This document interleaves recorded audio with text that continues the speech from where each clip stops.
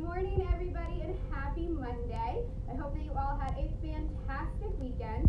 My name is Megan, and behind the camera today is Reagan. And we are going to be talking about one of my favorite animals that lives right in Narragansett Bay that happens to be a wintertime visitor. Today, we are going to be talking about harbor seals. So welcome to Breakfast with the Bay. So today we're going to be talking about harbor seals. And the first thing that I want to talk about when we talk about harbor seals is mammals. So just like you and I, harbor seals are mammals. And there are a few characteristics that make a mammal a mammal. One of them is that we are both warm-blooded, which just means that we can regulate our own body temperature. We're not like snakes or turtles that have to go bask out in the sun to try to warm up. Our body temperature stays just about the same all the time. Also, mammals are covered in hair or fur. And in just a few minutes, we're going to get to learn all about the harbor seal's fur. Mammals also give live birth, and the babies drink their mother's milk.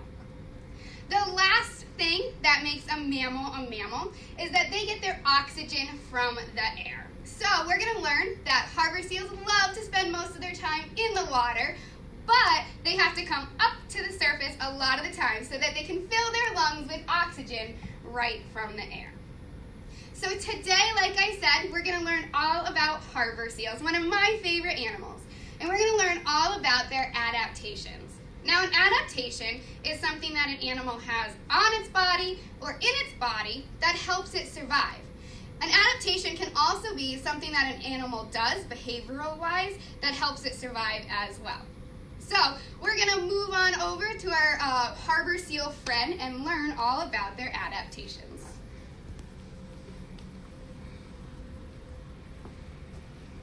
So if you're just joining us, welcome to another segment of Breakfast with the Bay. Again, my name is Megan, and we have Reagan behind the camera today.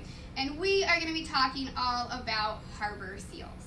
So, the first thing that you might want to do at home is grab a piece of paper and a pencil. Miss Reagan drew a harbor seal on our board today, and you can certainly follow along and draw and label it at home if you want to. So I want to introduce you to my friend, Celia. This is Celia. She is our model of a harbor seal. Now at Save the Bay, we love to use models because it lets us get up close and personal with some of the animals that we might not be able to. So Celia is a life-size model of a harbor seal, which just means that she's about the same size as a real harbor seal would be out in Narragansett Bay. So female harbor seals are about 5 feet tall, and they weigh anywhere from 150, a little bit more pounds. And the male harbor seals are about 6 feet tall, and they can weigh anywhere between 200 pounds, and they can top around 300 pounds. So they're about human size. So like I said, we're going to talk all about adaptations today. So all of the things that make Celia so special to living in Narragansett Bay. The first thing I want to talk about is her body shape. So if you notice and you look at her body, you can kind of tell that it looks like an oval. That is called a fusiform body shape. So Miss Reagan was nice enough to write it right up on our board if you want to write it down too at home on your piece of paper. So she has a fusiform body shape. It just makes her glide through the water and swim really easily. Nice and streamlined. All right, the next adaptation that I want to talk about with Celia are these flippers right here. So she has her hind flippers, and I like to think of them as the powerhouse. They help her propel through the water and give her speed, whereas her 2 side flippers help her steer throughout the water. Now you can see that Celia is covered in fur. And just like we talked about, what makes a mammal is that one of the things is that they're covered in hair or fur. Celia's fur is super special. It's very thick and very dense and tightly packed together so that the water doesn't seep through to her skin. it kind of acts like a giant raincoat for her, so that that water just kind of rolls right off of her. Now we're going to focus on the face. So if you drew your fusiform body shape, and if you drew your flippers, now you got to add a head to your drawing. And there's a lot of adaptations on Celia's head that make her so special. The first one I want to point out is her big, black, glossy eyes. Harbor seals can see very well underwater. I actually have a really cute picture here that Miss Reagan can zoom in on.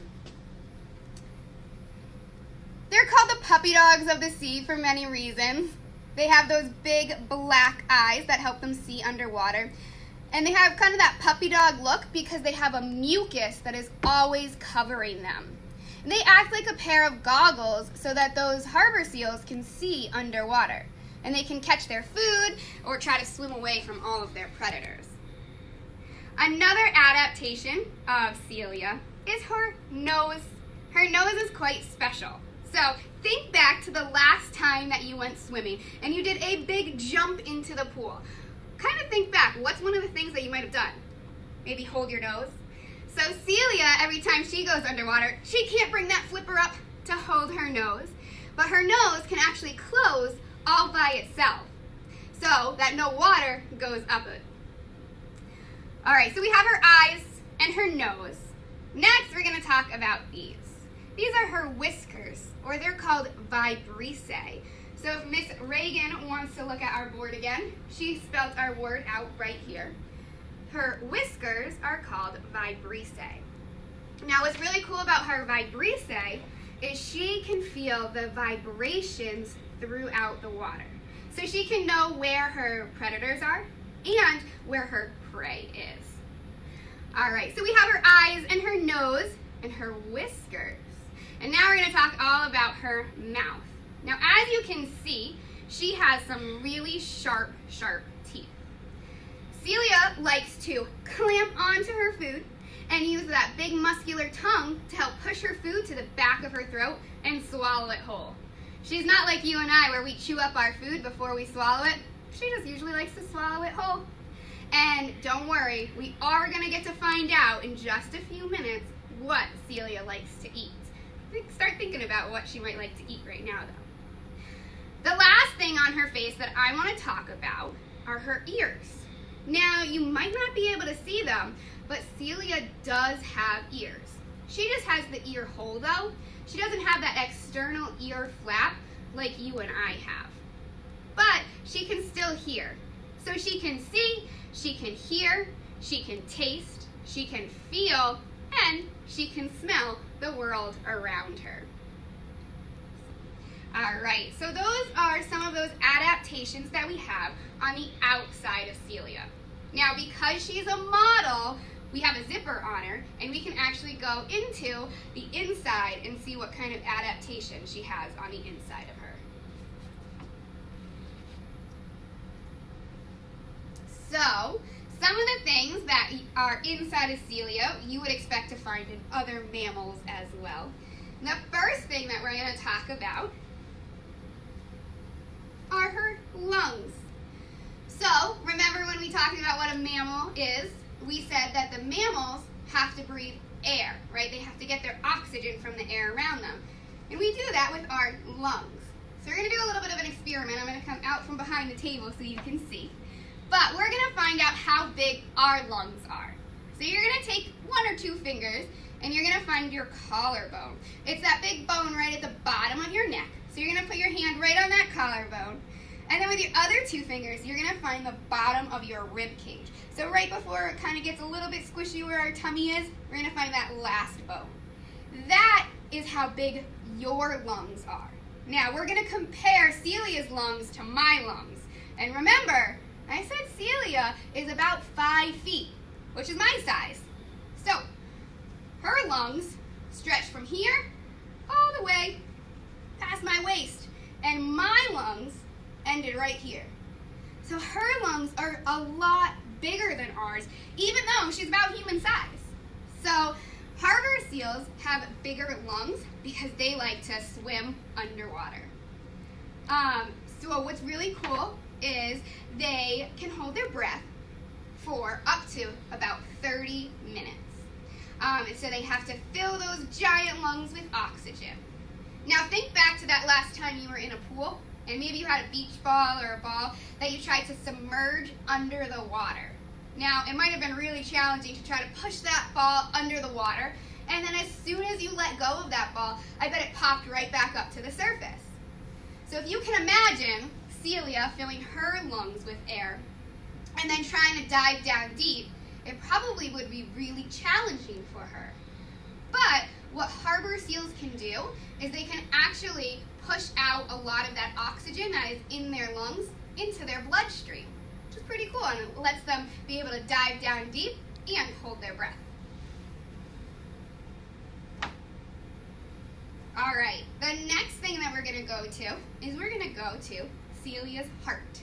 Just like us, Celia's heart pumps all of that blood throughout her body, carrying that oxygen in it as well. So we are actually going to find out how big our hearts are. So with your hand, you can make a fist, and that is about the size of your heart. So we're going to compare again. Celia's heart to my heart, and remember, I'm about the same size as Celia, but her heart is way bigger than mine. Again, with like the lungs. And her heart is so much bigger than mine, so it helps pump that blood throughout her body. We're going to get to doing a little experiment too right now. So, when we are just resting, our normal heart rate is just like this. Beep, beep, beep. But when we start to move around and exercise a little bit, you can even try it at home if you run around a little bit, and then you put your hand over your heart, you can feel that it probably went faster. I should probably move around a little more in the classroom. Our lights went off again. There we go. My heart rate is up now. I was moving around. So our heartbeat increases. When harbor seals dive down and they get moving, their heartbeat actually does the opposite. So theirs actually slows down. We're going to find out how slow it goes right now. So it goes beep, 1, 2, 3, 4, 5, 6, 7, 8, 9, beep. So their heart rate slows down to about 1 every 10 seconds, which would be only about 6 beats per minute. And it slows down so that they can have all of that oxygen in their bloodstream, and they can stay underwater for almost 30 minutes. So we do have one question, Sure. Captain Megan. Letty is wondering, how deep can the seals dive? That's a great question. So they have been recorded to dive down to depths of about 600 feet before. We don't have anything nearly that deep in our bay. Our bay on average is only about 25 feet deep, so they could definitely reach the bottom of our bay all the time. That's where a lot of their food likes to live. And we also had one other question from Jackie. Do harbor seals have a lot of predators in the bay? That is a great question. So, harbor seals are really safe in Narragansett Bay. They don't have to worry about large predators. So I mentioned that harbor seals are our wintertime visitors. So they visit from Canada and Maine, and that's where a lot of their predators are. In Narragansett Bay, we don't have any orca whales or polar bears and great white sharks, which are their predators that they would have to worry about up north. The only thing that harbor seals used to have to worry about is us humans. But in 1972, we passed a Marine Mammal Protection Act saying that we can't harm, harass, or otherwise disturb these animals. So harbor seals are very safe in Narragansett Bay. Great questions. All right. The next thing that we're going to look at, like I said, is we are going to get to see what Celia got to eat today. So here's her stomach. We're going to open it on up, and we're going to see what kind of food Celia ate today. So, Celia's favorite food is fish. Harbor seals love to eat all sorts of different kinds of fish, but they're not very picky animals at all. They will eat almost anything that they can get a hold of. Things like crustaceans, so crabs and lobsters, and they'll also eat mollusks, so things like snails and clams and squid. So with the fish, they'll swallow it whole, And then sometimes they can use their teeth to crush into these and swallow these whole as well.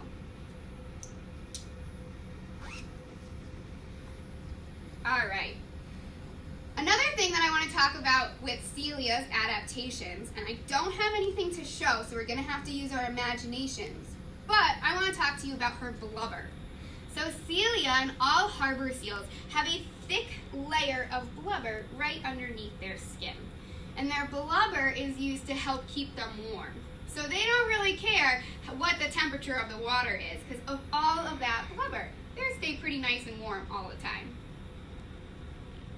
All right, the last thing that I want to talk about is our harbor seal pups.